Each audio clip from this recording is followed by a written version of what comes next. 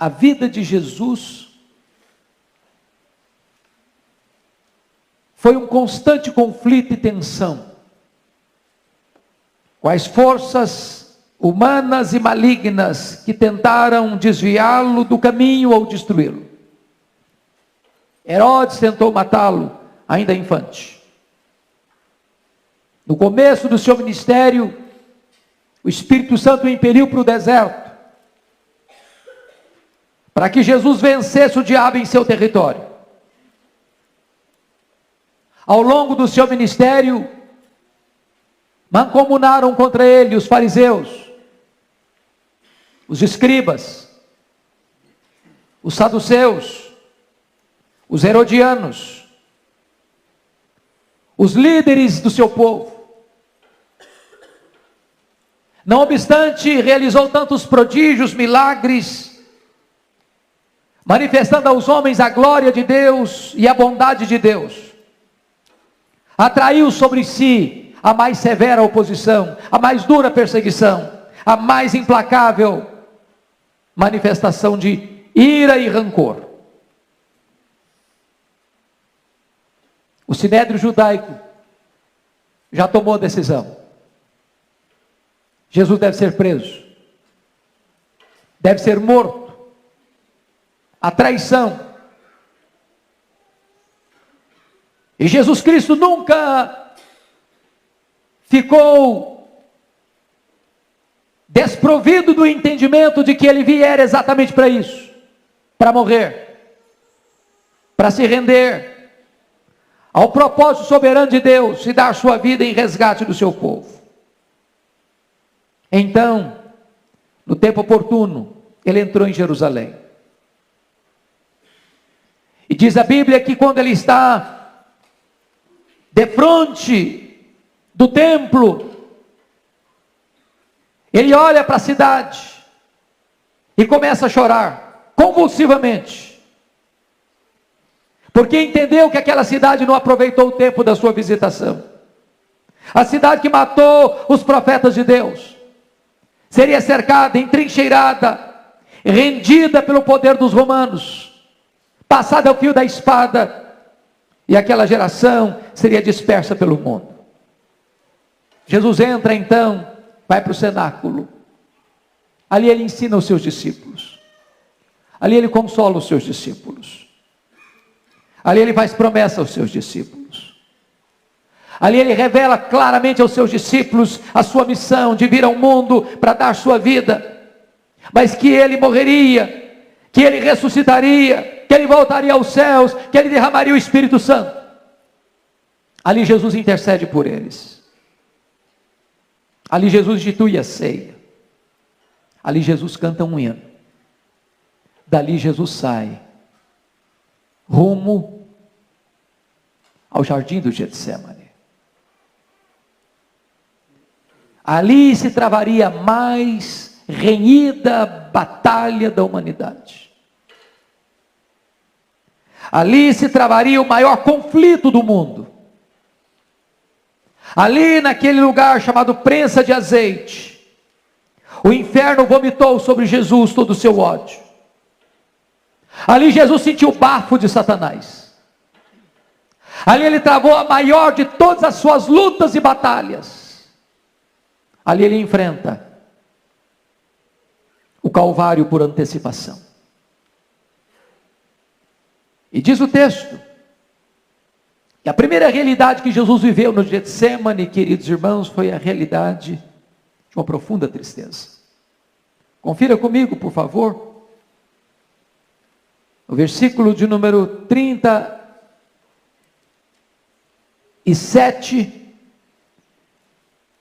diz que, levando consigo a Pedro e aos 2 filhos de Zebedeu, começou a entristecer-se e a angustiar-se. Ele admite essa tristeza para ele mesmo. Seu semblante demonstra isso. Todo o seu ser é tomado por essa angústia, por essa tristeza, que os outros evangelistas dizem que é uma tristeza de morte, uma angústia de morte. E talvez você pergunte, mas por que ele está triste? Está triste por saber que vai ser preso? Está triste por saber que vai ser zombado e escarnecido. Está triste porque sabe que vai sofrer as cusparadas. Está triste porque sabe que vai ser açoitado. Está triste porque tem consciência de que carregará um pesado lenho, maldito lenho, pelas ruas apinhadas de Jerusalém, sob os apupos e vaias de uma multidão ensandecida.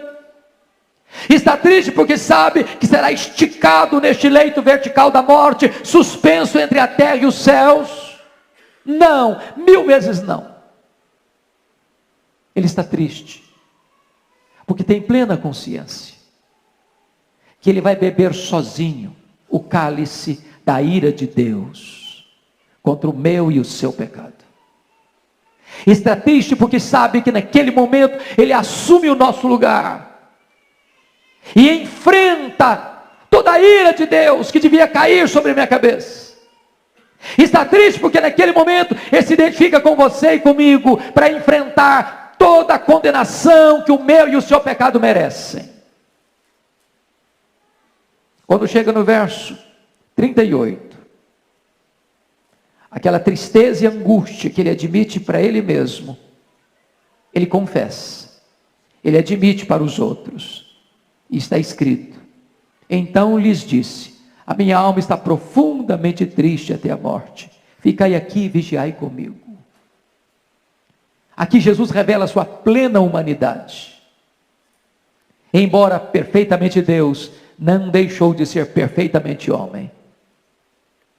E esta dor vaza, transborda. E essa angústia cresce, se avoluma.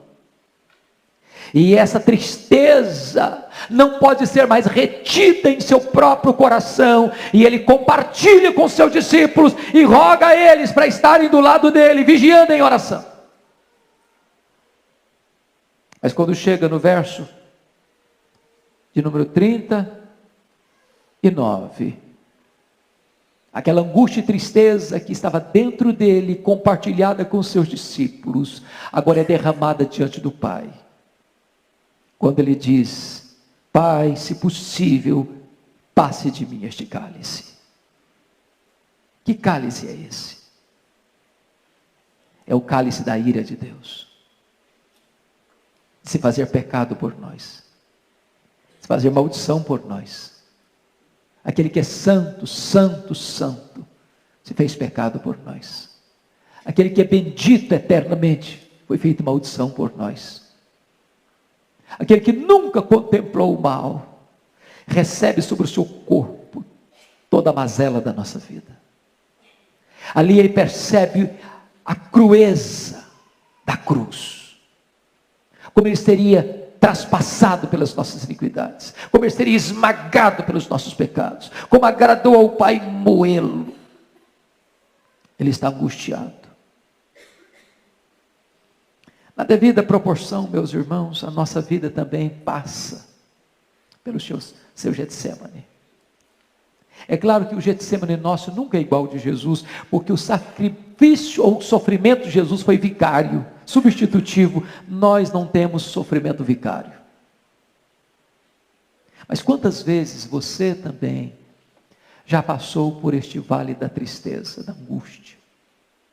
Quem sabe você veio aqui hoje com o coração apertado, com um nó na garganta, com a alma aflita, vestido de crepe, de luto. Se você está triste, entenda que o Filho de Deus se entristeceu por você. Ele sabe o que é tristeza, ele sabe o que é angústia, por isso ele pode socorrer você na sua angústia. Mas notem comigo, que o Getsemane de Jesus é o Getsemane não apenas da tristeza, mas é o Getsemane da oração. Está alguém sofrendo? Faça oração. Nada nos empurra mais para a oração do que o sofrimento. Quando as coisas estão bem na nossa vida, nós nos desmatriculamos da escola da oração. Nós fugimos da escola da oração. Mas quando a dor chega, quando o aperto chega, quando somos encurralados, emparedados pelo sofrimento, então nós somos levados aos joelhos. E a oração de Jesus, em primeiro lugar, queridos, foi uma oração intensa, profundamente intensa, de um despejar pleno da sua alma, a ponto de Lucas, que era médico, nos informar que a sua agonia tornou-se tão intensa, que o seu suor transformou-se em gotas de sangue.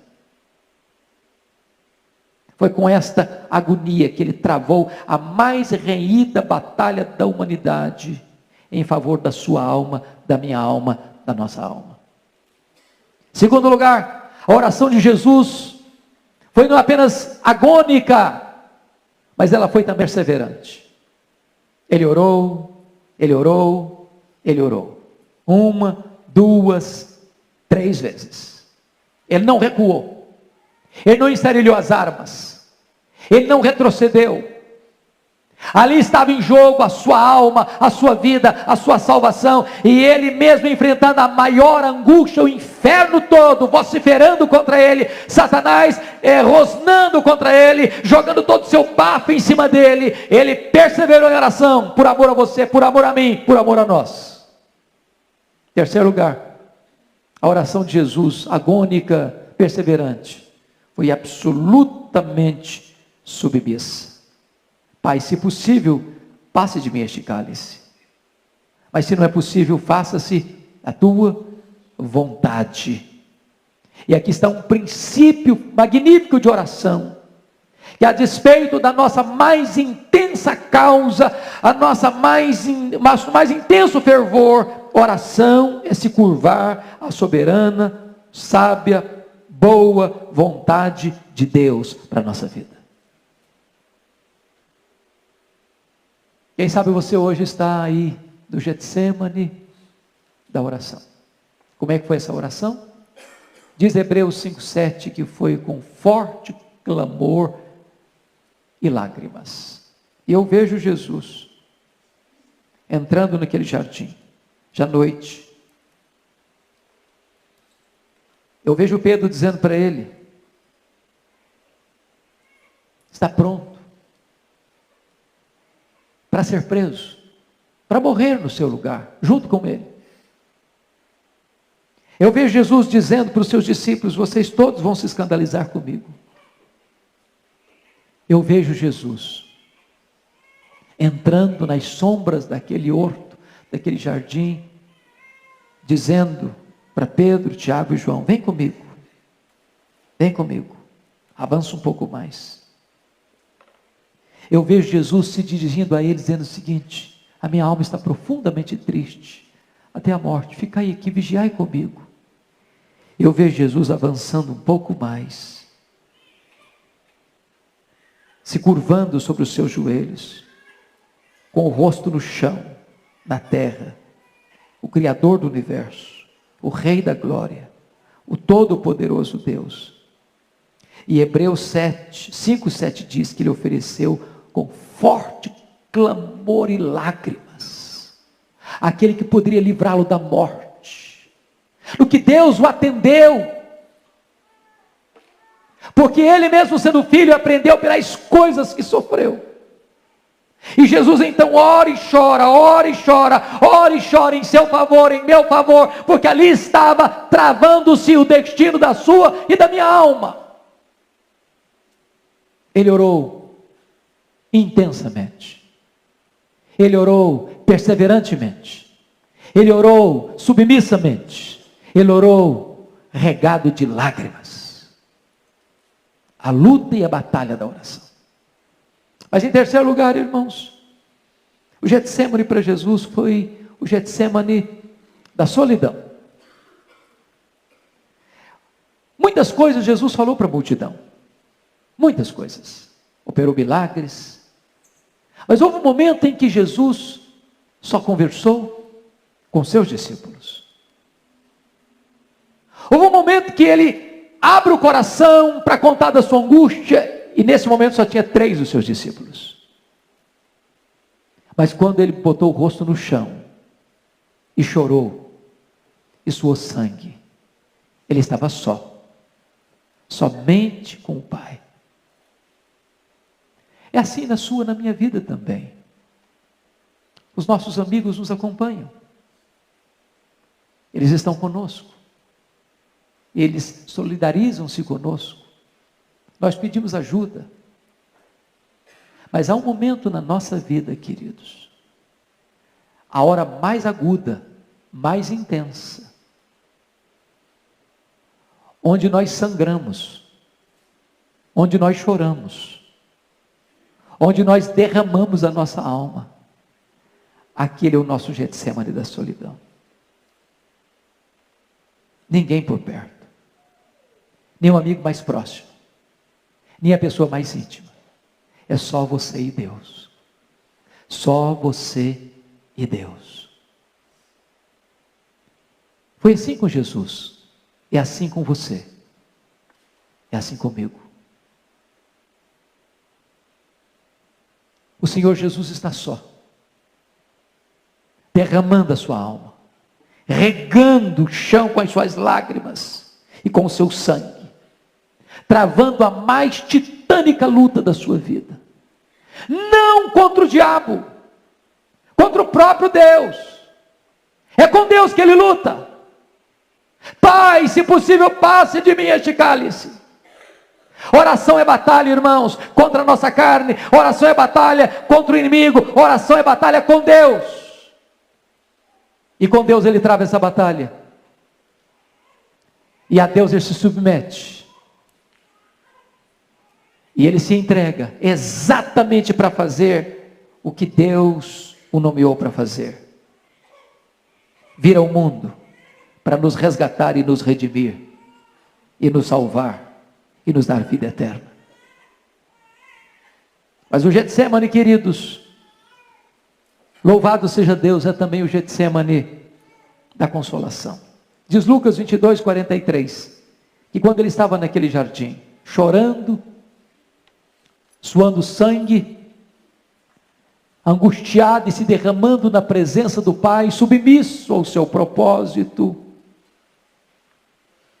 na mais profunda agonia, agonia de morte, um anjo de Deus vem para consolá-lo. Se não for assim, nós seríamos consumidos. Na vida tem luta, é verdade, tem luta, mas também tem consolo. Tem sangue, mas também tem anjo de Deus. Tem lágrimas, mas também tem revelação celestial. Tem choro, mas também tem bálsamo. Tem dor, mas também tem alívio. Tem batalha renhida, mas também tem triunfo. Naquele momento da máxima solidão de Jesus, um anjo de Deus é escalado para vir, para consolá-lo. O próprio Filho de Deus, na sua plena humanidade, carece de consolo e não lhe falta consolo. E é maravilhoso você e eu sabermos uma coisa: nas lutas mais amargas da nossa vida, quando nós travamos as nossas mais profundas lutas espirituais, não falta para nós o consolo divino. O Espírito Santo está em nós, como nosso consolador. Os anjos de Deus estão conosco, porque eles são ministros de Deus, que trabalham para a nossa edificação, para o nosso consolo. O anjo do Senhor acampa-se ao redor dos que o temem e os livra. Então não faltará para você o consolo de Deus, o bálsamo do céu, o refrigério do Espírito Santo, a presença angelical, que você não vê às vezes, mas eles estão aí, bem do seu lado, protegendo você. Diáconos de Deus, para cuidarem de você, para que você não tropece, para que você não caia. O conforto de Deus não falta para a sua vida. Mas eu quero concluir dizendo o seguinte: que no Getsemane, não apenas a tristeza, oração, lágrimas, solidão, mas também, queridos, além da consolação, nós temos vitória. É João que nos informa isso. Quando Jesus termina esse momento de oração, 3 vezes derramando a sua alma na presença do Pai, naquela titânica luta, ele se levanta, consolado pelo anjo, fortalecido. E ele vai lá, acorda os seus discípulos, diz: levantai, vamos-nos, o inimigo se aproxima. E quando eles abrem os olhos, a turba está chegando, armados de paus, de porretes, de espadas. E diz a Bíblia que Jesus se apresenta: a quem buscais? Eles responderam: a Jesus o Nazareno.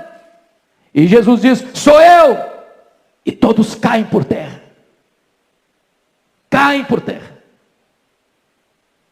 Ele se levanta dos joelhos para marchar para a cruz como um rei caminha para a sua coroação. Ele não foi preso, ele se entregou. Os homens não prevaleceram sobre ele, ele veio para isso. Ele profetizou isso. Ele se entregou nas mãos dos pecadores, porque exatamente nesta entrega estava se cumprindo a hora que havia chegado, que ele daria a sua vida em resgate do seu povo. Ele vai para a casa do sumo sacerdote para ser interrogado, para ser cuspido, para ser esbordoado, não como um derrotado, mas como um vencedor. Ele vai para o pretório romano para ser completamente injustiçado naquela farsa de julgamento, não como um derrotado, mas como um vencedor. Ele carrega aquele lenho para o Calvário, não como um fracassado, não como um derrotado impotente, mas como um vencedor. Ele faz daquela cruz um palco de proclamação das boas novas de Deus, fazendo daquele local um púlpito onde ele vai proferir 7 palavras preciosas, importantíssimas, como um vencedor. Ele rende o seu espírito como um vencedor. Eu quero dizer para você, meu amado, que talvez você esteja passando pelo seu Getsêmani, pela sua prensa de azeite. E nessa hora, é natural que você esteja aflito e angustiado. Nessa hora, é até reconheci que você peça ajuda. Eu estou muito angustiado, estou muito aflito. Nessa hora é até natural que você se prostre com o rosto no chão e chore muito, chore muito. Nessa hora, talvez sua luta é tão grande, é tão intensa, que suor se converter em sangue. E você regue o chão da sua casa, ou da sua sala, ou do seu quarto, com as suas lágrimas e com seu sangue. Mas nessa hora também eu quero dizer para você, que há consolo de Deus, e há vitória de Deus para você. Você se levantará dos joelhos, mais forte, mais robusto. E você caminhará para cumprir o projeto de Deus na sua vida, vitoriosamente.